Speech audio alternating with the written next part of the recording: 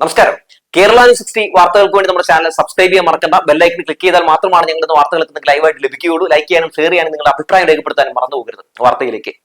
കഴിഞ്ഞ ദിവസമാണ് PJ Kurian youth കോൺഗ്രസിനെതിരെ ഒരു ആരോപണം, ഒരു വിമർശനം ഉന്നയിക്കുന്ന സാഹചര്യം ഉണ്ടായത്. വളരെ വസ്തുതാപരമായിട്ടുള്ള കാര്യമാണ് PJ കുര്യൻ പറഞ്ഞത്. മുതിർന്ന നേതാവാണ്, കേന്ദ്രമന്ത്രി ആയിരുന്നു, അവരെയൊക്കെ പ്രിയപ്പെട്ട നേതാവാണ്. പെട്ടെന്ന് ഈ പ്രിയപ്പെട്ട നേതാവ് അത്ര പ്രിയപ്പെട്ട അല്ലാതായി മാറുന്ന കാഴ്ചയുമൊക്കെ നമ്മൾ മാധ്യമങ്ങളിലൂടെ കാണുന്ന സാഹചര്യം ഉണ്ടായി. PJ കുര്യൻ പറഞ്ഞത് SFIയെ കണ്ടുപഠിക്കൂ എന്നുള്ളതാണ്. SFI നടത്തുന്ന സമരം നിങ്ങൾ കണ്ടില്ലേ? അവർ ചെറുപ്പക്കാരെ ചേർത്ത് നിർത്തുന്നത് കണ്ടില്ലേ? അത് കണ്ടു പഠിക്കൂ എന്നുള്ളതാണ്. യൂത്ത് കോൺഗ്രസിലെ നേതാക്കളെയൊക്കെ TV യിൽ മാത്രമേ കാണാൻ കിട്ടുന്നുള്ളൂ. അതിന് പുറത്തേക്ക് ഇറങ്ങൂ, അതായത് ജനങ്ങൾക്കിടയിലേക്ക് നിങ്ങൾ ഇറങ്ങൂ ഈ സോഷ്യൽ മീഡിയയിൽ നിന്നും TV യിൽ നിന്നും എന്നാണ് PJ കുര്യൻ ഉദ്ദേശിച്ചത്. അദ്ദേഹം പറഞ്ഞതിൽ തെറ്റു പറയാൻ ഒന്നും പറ്റില്ല. കാരണം നമ്മുടെ കോൺഗ്രസിനകത്തെ പല യുവ നേതാക്കന്മാരെയൊക്കെ കൂടുതലും നമുക്ക് കാണാൻ സാധിക്കുന്നത് ഒന്നല്ലെങ്കിൽ TV ഷോകളിൽ, അല്ലെങ്കിൽ അന്തിച്ചർച്ചകളിൽ, അല്ലെങ്കിൽ ഏതെങ്കിലും റീൽസുകളിൽ മാത്രമായിരിക്കും. റീൽസുകളിൽ മാത്രമായി ഒതുങ്ങിയിരിക്കുന്നു ഇന്നിന്റെ കോൺഗ്രസിന്റെ യുവ നേതാക്കൾ എന്ന കാര്യത്തിൽ തർക്കമൊന്നുമില്ല. ഇവിടെ നടക്കുന്ന പ്രധാനപ്പെട്ട ഒരു പ്രശ്നങ്ങളിലും അവർക്ക് പ്രതികരണമില്ല. ഇവിടെ ജനങ്ങളെ സംബന്ധിക്കുന്ന ഒരു പ്രശ്നങ്ങളിലും അവർ ഇറങ്ങി പ്രവർത്തിച്ചു കാണുന്നില്ല.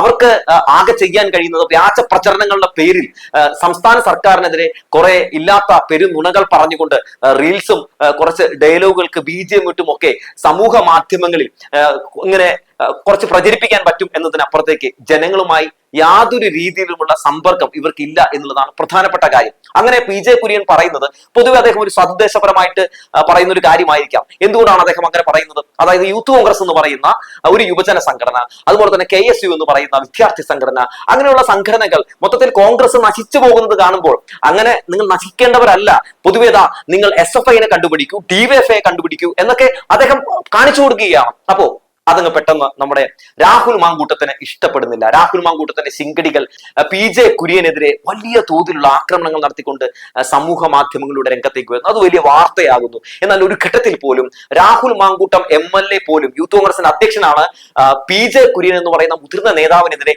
നിങ്ങൾ അത്തരത്തിലുള്ള ശബ്ദം ഉയർത്തരുത് എന്ന് പോലും പറയുന്നില്ല. ഒരു മാന്യതയും ഇല്ലാത്ത ഒരു യൂത്ത് കോൺഗ്രസിന്റെ അധ്യക്ഷൻ എന്ന് വേണമെങ്കിൽ നമുക്ക് പറയാം. എന്നാൽ രമേശ് ചെന്നിത്തല മാത്രമാണ് ഈ വിഷയത്തിൽ ഇടപെടുന്നുള്ളൂ. അദ്ദേഹം ഒരു സദുദ്ദേശപരമായിട്ട് പറഞ്ഞതാണെന്നും അദ്ദേഹത്തെ ആക്രമിക്കേണ്ടതില്ല എന്നുമൊക്കെ രമേശ് ചെന്നിത്തല പറയുന്നുണ്ട്. പക്ഷേ അത് പ്രതിപക്ഷ നേതാവ് VD സതീശന് പറയാൻ കഴിയുന്നില്ല എന്നതൊരു പ്രധാനപ്പെട്ട കാര്യമാണ്. യൂത്ത് കോൺഗ്രസിന്റെ അധ്യക്ഷൻ അത് പറയാൻ പറ്റുന്നില്ല എന്നുള്ളതൊരു പ്രധാനപ്പെട്ട കാര്യമാണ്. സമൂഹ മാധ്യമങ്ങളിൽ വളരെ ആക്റ്റീവായിട്ടുള്ള നേതാക്കളൊക്കെ പുട്ടിന് പീര പോലെ PJ കുര്യനെ ആക്രമിക്കാനുള്ള ഇങ്ങനെ ഇന്ധനം നിറച്ചുകൊണ്ടിരിക്കുന്ന കാഴ്ചയൊക്കെയാണ് നമ്മൾ കണ്ടുകൊണ്ടിരിക്കുന്നത്. നോക്കൂ, പൊതുവെ ഒരു സംഘടനയെ പറ്റി ഇത്തരത്തിൽ വിമർശനങ്ങൾ ആ പാർട്ടിക്കകത്തുള്ള നേതാവ് തന്നെ ഉന്നയിക്കുമ്പോൾ അതിനെ മറ്റൊരു രീതിയിൽ ശത്രുപക്ഷത്ത് നിർത്തിക്കൊണ്ട് ആക്രമിക്കുന്ന ഒരു ശൈലിയൊക്കെ നമ്മൾ പൊതുവെ കോൺഗ്രസിനകത്ത് മാത്രമേ കണ്ടിട്ടുള്ളൂ എന്ന് പറയാതെ വയ്യ. ഇവരിങ്ങനെയാണ് ഇവരെ വിമർശിക്കുന്നവരെ, അതായത് കോൺഗ്രസിനെ ആകട്ടെ യൂത്ത് കോൺഗ്രസിനെ ആകട്ടെ, അവരുടെ തെറ്റുകൾ ചൂണ്ടിക്കാണിക്കുന്നവരെ ആക്രമിച്ചുകൊണ്ടേയിരിക്കും. എത്തരത്തിലാണ് അവർ ആക്രമണം നടത്തുന്നത്? വളരെ ഹീനമായ രീതിയിലായിരിക്കും അവർ ആക്രമണം നടത്തുക. ഇപ്പൊ തന്നെ PJ കുര്യനെതിരെ നടത്തിക്കൊണ്ടിരിക്കുന്ന ആ ഒരു ആക്രമണത്തിന്റെ ആ ശൈലി എടുത്ത് നോക്കിയാൽ തന്നെ നമുക്ക് ഏറെക്കുറെയൊക്കെ മനസ്സിലാക്കാൻ സാധിക്കാവുന്നതേ ഉള്ളൂ. മാത്രവുമല്ല, ഒരു തിരഞ്ഞെടുപ്പൊക്കെ അടുക്കുമ്പോൾ യൂത്ത് കോൺഗ്രസും ഒക്കെ പല രീതിയിലുള്ള സൈബർ ആക്രമണം നടത്താൻ വേണ്ടി കാണിക്കുന്ന പല കാട്ടിക്കൂട്ടലുകളൊക്കെ നമ്മുടെ മുമ്പിൽ തന്നെ കിടക്കുന്നുണ്ടല്ലോ. ഇടതുപക്ഷ ജനാധിപത്യ മുന്നണി സർക്കാരിനെ താഴെ ഇറക്കാൻ വേണ്ടി ഇടതുപക്ഷ നേതാക്കൾക്കെതിരെ മാത്രമാണോ, അവരുടെ കുടുംബത്തിലുള്ളവർക്കെതിരെ, എന്തിന് അവരുടെ കുടുംബത്തിലുള്ള സ്ത്രീകൾക്കെതിരെ വരെ വളരെ മോശമായിട്ടുള്ള പല കമന്റുകളും പല രീതിയിലുള്ള അസഭ്യ വർഷങ്ങളും ഒക്കെ ചൊരിഞ്ഞുകൊണ്ട് യൂത്ത് കോൺഗ്രസ് കാണിച്ചു കൂട്ടുന്ന തെമ്മാടിത്തരങ്ങൾ നമ്മൾ കണ്ടിട്ടുള്ളതാണ്. അതിൽ നിന്നൊക്കെ മാറി നടക്കണം എന്നാണ് പൊതുവെ PJ കുര്യൻ അടക്കമുള്ള ആളുകൾ പറയുന്നത്. ഇത് PJ കുര്യൻ മാത്രം പറയുന്നതല്ലോ. രമേശ് ചെന്നിത്തല കാസർഗോഡ് നടന്ന, അതായത് കഴിഞ്ഞ വർഷം കാസർഗോഡ് നടന്ന യൂത്ത് കോൺഗ്രസിന്റെ സമ്മേളനത്തിലും പറയുന്നുണ്ട്. അന്ന് പറഞ്ഞത് DYFIനെ കണ്ടു പഠിക്കൂ എന്നുള്ളതാണ്, അവരുടെ പ്രവർത്തനങ്ങൾ കണ്ട് നിങ്ങൾ പഠിക്കൂ എന്നുള്ളതാണ്. അതെന്താണ് അദ്ദേഹം ചൂണ്ടിക്കാണിക്കുന്നത്? മാതൃകാപരമായ ഒരു സംഘടനയെ ചൂണ്ടിക്കാട്ടി അങ്ങനെ ആകണം എന്ന് അവർ പറയുന്നത്. പൊതുവെ ഒരു യുവജന സംഘടന, ആ സംഘടന അതൊരു വെറും ഒരു പേരിന് മാത്രമായി പോകരുത് എന്നതുകൊണ്ടാണ് രമേശ് ചെന്നിത്തല അത്തരത്തിലൊരു പ്രതികരണം രേഖപ്പെടുത്തിയത്. എന്നാൽ ഇവിടെ എന്താണ് കാണാൻ സാധിക്കുന്നത്? അന്ന് രമേശ് ചെന്നിത്തലയെ ആക്രമിച്ചവർ ഇന്ന് PJ കുര്യനെ ആക്രമിക്കുന്ന ഒരു കാഴ്ച പൊതുവെ നമ്മൾ കണ്ടുകൊണ്ടിരിക്കുകയാണ്. കോൺഗ്രസ് എന്ന് പറയുന്ന പാർട്ടി മൊത്തത്തിൽ അധപ്പതിച്ചു എന്ന് നമ്മളെ കാണിച്ചു തന്നുകൊണ്ടിരിക്കുന്ന ഒരു കാഴ്ചയാണ് പൊതുവെ നമ്മൾ കണ്ടിട്ടുള്ളത്. യൂത്ത് കോൺഗ്രസ് എന്ന് പറയുന്ന ഈ യുവജന സംഘടന രാഹുൽ മാങ്കൂട്ടം അധ്യക്ഷനായതിൽ പിന്നെ വളരെ മോശമായ രീതിയിലും അതുപോലെ തന്നെ യൂത്ത് കോൺഗ്രസിന്റെ ഏറ്റവും മോശം ഒരു ഘട്ടത്തിലൂടെയും കാലഘട്ടത്തിലൂടെയും മുന്നേറുന്ന കാഴ്ചയാണ് നമ്മൾ കണ്ടുകൊണ്ടിരിക്കുന്നത്. മുണ്ടക്കൈ ചൂരൽമല ദുരന്തവുമായി ബന്ധപ്പെട്ടുകൊണ്ട് ദുരന്ത ബാധിതരുടെ പേരിൽ ഒരു പിരിവ് നടത്തി എന്നത് മാത്രമല്ല, പിരിച്ച പൈസ വെച്ച് അവർ പറഞ്ഞ 30 വീടൊന്നും വേണ്ടായിരുന്നു, ഒരു 2 വീട് പോലും പണിതു കൊടുക്കാൻ കഴിഞ്ഞില്ല എന്നുള്ള വസ്തുത കൂടി നമ്മുടെ മുമ്പിലുണ്ട്. അതിന് മറുപടിയായി മാധ്യമങ്ങളോട് രാഹുൽ മാങ്കൂട്ടം പറഞ്ഞത് ഞങ്ങൾക്ക് 84 ലക്ഷം രൂപ മാത്രമേ സമാഹരിക്കാൻ കഴിഞ്ഞുള്ളൂ എന്നുള്ള ഒരു പ്രതികരണമാണ്. നോക്കൂ, ഡിവൈഎഫ്ഐ 25 വീട് പണിതു കൊടുക്കാമെന്ന് പറഞ്ഞിട്ട് 100 വീട് പണിതു കൊടുക്കാനുള്ള 20 കോടിക്ക് മുകളിൽ രൂപ ഇതിനോടകം തന്നെ കൈമാറി കഴിഞ്ഞിരിക്കുന്നു. ആ ഘട്ടത്തിൽ ഞങ്ങൾക്ക് 1 കോടി രൂപ പോലും സമാഹരിക്കാൻ പറ്റില്ല എന്ന് യൂത്ത് കോൺഗ്രസ് പറയുമ്പോൾ തന്നെ PJ കുര്യൻ പറഞ്ഞത് എത്രത്തോളം സത്യസന്ധമായിട്ടുള്ള കാര്യമാണെന്ന് നമുക്ക് മനസ്സിലാക്കാവുന്നതേ ഉള്ളൂ.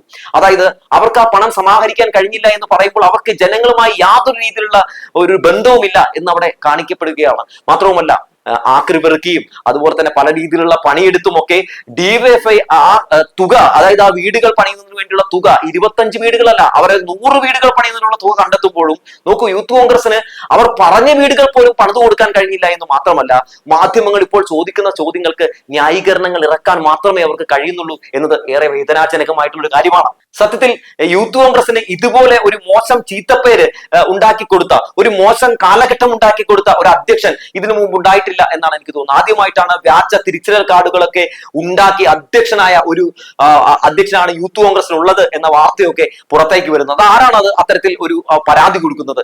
യൂത്ത് കോൺഗ്രസ്സുകാർ തന്നെയാണ്. ആ രീതിയിലേക്ക് വരെ, ആ ഒരു ഘട്ടത്തിലേക്ക് വരെ യൂത്ത് കോൺഗ്രസ് മാറി എന്നുള്ളതാണ്. യൂത്ത് കോൺഗ്രസിലെ അടിയും ഇടിയും ഒന്നും അവസാനിക്കുന്നില്ല എന്നത് മാത്രമല്ല, കോൺഗ്രസിനകത്തുള്ള നേതാക്കളെ വരെ ആക്രമിക്കുന്ന നിലയിലേക്ക് യൂത്ത് കോൺഗ്രസ് മാറിയിരിക്കുന്നു എന്നുള്ളത് ഏറെ ഭയപ്പെടുത്തുന്ന ഒന്നാണ് എന്നുള്ള കാര്യത്തിൽ നമുക്ക് തർക്കമൊന്നുമില്ല. അവരെ സത്യത്തിൽ നിലയ്ക്ക് നിർത്തേണ്ട ബാധ്യത മുതിർന്ന നേതാക്കൾക്ക് ഉണ്ട് എന്നുള്ളതാണ്. നമുക്കറിയാം, കോൺഗ്രസിനെ സംബന്ധിച്ച് ഗ്രൂപ്പ് തിരിഞ്ഞ് ചേരിത്തല്ല് നടത്തുന്ന ഒരു പാർട്ടിയാണ് കോൺഗ്രസ് എന്ന് പറയുന്നത്. നമ്മൾ എല്ലായിടത്തും കണ്ടുകൊണ്ടിരിക്കുന്നതാണ്. ഇപ്പൊ കഴിഞ്ഞ ദിവസം തന്നെ വയനാട്ടിലെ DCC പ്രസിഡന്റ് ആയിട്ടുള്ള അപ്പച്ചനെ അടിച്ച് നിലത്തിട്ടു എന്നാണ് നമ്മൾ വാർത്ത കേട്ടത്. അപ്പൊ അത്തരത്തിൽ ഒരു രീതിയിലുള്ള മാന്യതയും ഒരു രീതിയിലുള്ള ബഹുമാനവും കാത്തു സൂക്ഷിക്കാത്ത ഒരു പാർട്ടിയാണ് കോൺഗ്രസ്. പക്ഷേ കോൺഗ്രസ്, ഈ യൂത്ത് കോൺഗ്രസിനെ കയറയച്ചു വിട്ടിരിക്കുന്നത് വലിയ രീതിയിൽ അവർക്ക് തന്നെ ബാധ്യതയായി മാറും, വലിയ ശല്യമായി മാറും എന്നുള്ള കാര്യത്തിൽ ഒരു തർക്കവുമില്ല. നാക്കിനെല്ലില്ലാത്ത രീതിയിൽ സംസാരിക്കുന്ന, എന്തിന് ഒരു രീതിയിലുള്ള ഫുൾ സ്റ്റോപ്പും കൊടുക്കാത്ത, ഫേസ്ബുക്കിൽ എന്തും ഏതും എഴുതിയിടുന്ന പോരാളി വാസുവിനെയാണ് യൂത്ത് കോൺഗ്രസിന്റെ അധ്യക്ഷനാക്കിയിരിക്കുന്നത് എന്നൊരു പ്രധാനപ്പെട്ട കാര്യമാണ്. യൂത്ത് കോൺഗ്രസിന്റെ അധ്യക്ഷൻ പദവി മാത്രമാണോ? അദ്ദേഹം MLA കൂടിയാണ്. എത്ര പദവികളാണ് കോൺഗ്രസിനകത്തുള്ള പല നേതാക്കളും ഒരുമിച്ച് വഹിക്കുന്നത്?